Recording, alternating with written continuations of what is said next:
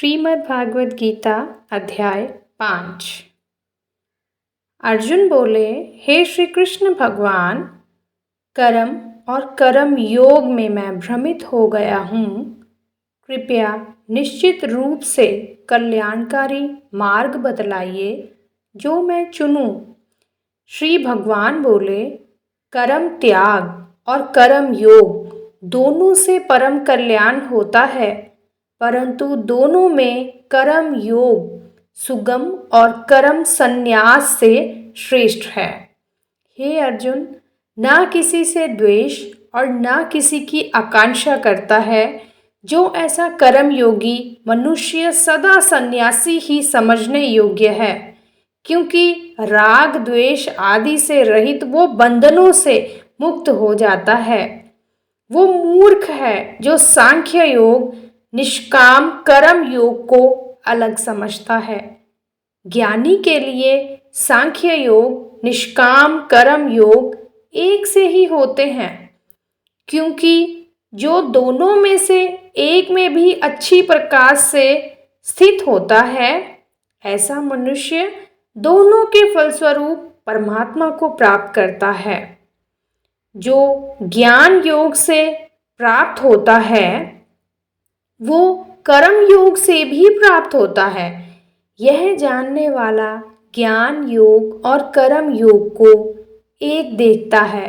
वो इस वास्तविक सत्य को यथार्थ रूप में देख पाने वाला ज्ञानी है। हे महाबाहो, निष्काम कर्म योग के आचरण बिना संन्यास मनुष्य को दुख देता है। निष्काम कर्म योगी शीघ्र परब्रह्मा परमात्मा को प्राप्त हो जाता है।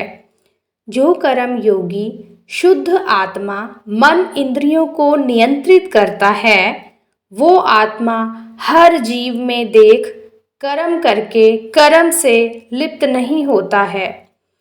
दिव्य चेतना वाला देखता है, सुनता है, छूता है, सूंघता है और खाता है, घूमता है, सोता है और सांस लेने में लगा रहता है, फिर भी वह वास्तव में कुछ भी नहीं करता है, ऐसा वो समझता है। सोचता है इंद्रियां अपना कार्य कर रही हैं और वो उनसे अलग है। जो आसक्ति त्याग सब कर्म परमात्मा को अर्पण कर कर्म करता है, ऐसा पुरुष जल से कमल पत्ते जैसे पाप से लिप्त नहीं होता है। कर्म योगी शरीर मन बुद्धि इंद्रियों से निष्काम कर्म करते हैं। वो इन सब के द्वारा केवल अंतकरण की शुद्धि के लिए कर्म करते हैं।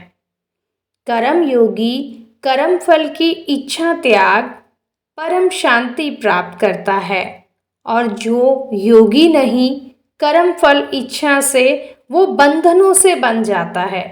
जो जीव आत्मा परित्याग करता है, कर्मों का न कुछ करता है न करवाता है, और वो नव द्वार घर रूपी शरीर में कर्म त्याग से आनंद से रहता है।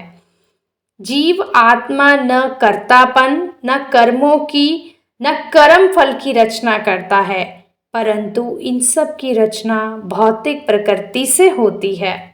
भगवान खुद को किसी के पाप या पुण्य कर्म में शामिल नहीं करते हैं। मनुष्य अज्ञानवश पाप पुण्य का परमात्मा को उत्तरदायी समझते हैं, लेकिन दिव्य ज्ञान से जिनका स्वयं का अज्ञान नष्ट हो जाता है, सूर्य जैसे ज्ञान के प्रकाश से परमात्मा के स्वरूप का ज्ञान होता है। जो मनुष्य बुद्धि और मन से परमात्मा की शरण ग्रहण करता है और परमात्मा के ही स्वरूप में पूर्ण श्रद्धा भाव से स्थित रहता है, वह मनुष्य तत्व ज्ञान के द्वारा सभी पापों से शुद्ध होकर पुनर्जन्म को प्राप्त न होकर मुक्ति को प्राप्त हो जाता है। सच्चे ज्ञान के आधार पर वो सबको समान दृष्टि से देखता है। ज्ञानी ब्राह्मण, गाय, हाथी, कुत्ता, कुत्ता खाने वाले को वो समान देखता है। जो मनुष्य मन को समानता की दृष्टि में स्थापित किए रहता है, इस जीवन में ही जन्म और मृत्यु के चक्र को जीत लेता है। वो ब्रह्मा समान निर्दोष होता है। वो परमात्मा में ही स्थित रहता है। तत्वज्ञानी ना तो कभी किसी प्रिय वस्तु को पाकर हर्षित होता है और न ही तत्वज्ञानी अप्रिय वस्तु को पाकर विचलित होता है। वो स्थिर बुद्धि, मोह रहित ब्रह्मज्ञानी परमात्मा में स्थित रहता है।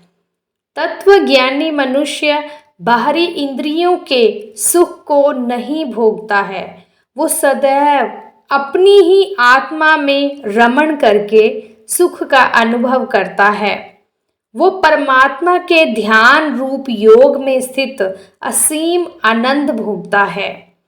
हे कुंती पुत्र अर्जुन, सब तृप्त न होने वाले भोग इंद्रियों के स्पर्श से उत्पन्न होते हैं। ये भोग प्रारंभ में देते हैं सुख और अंत में दुख के कारण होते हैं। इसीलिए तत्वज्ञानी कभी इंद्रिय सुख का भोग नहीं करते हैं।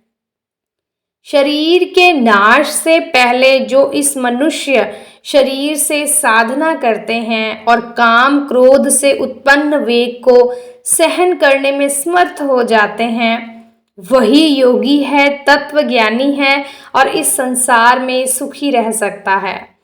अंतरात्मा में जो सुखी है और मन में आनंद प्राप्त करता है, जिसका मन प्रकाशमय है, भौतिक अस्तित्व से मुक्त होता है, वो ब्रह्मा के साथ एक हो पर ब्रह्मा परमात्मा को प्राप्त होता है। जिसके सब पाप नष्ट हो गए हैं, जो सब संशय ज्ञान से दूर कर पाया है, वो समस्त प्राणियों के कल्याण कर काम में सदा लगा रहता है। जो अपने मन को निष्फल भाव से परमात्मा में स्थित रखता है, ऐसा महान ब्रह्मा देवता पुरुष शांत ब्रह्मा को प्राप्त होता है। काम क्रोध को त्याग जो अपने चित्त को नियमित किए है और स्वरूप सिद्ध आत्मज्ञानी, आत्म संयमी ज्ञानी है, भौतिक अस्तित्व से मुक्त हो परम शांति प्राप्त करता है।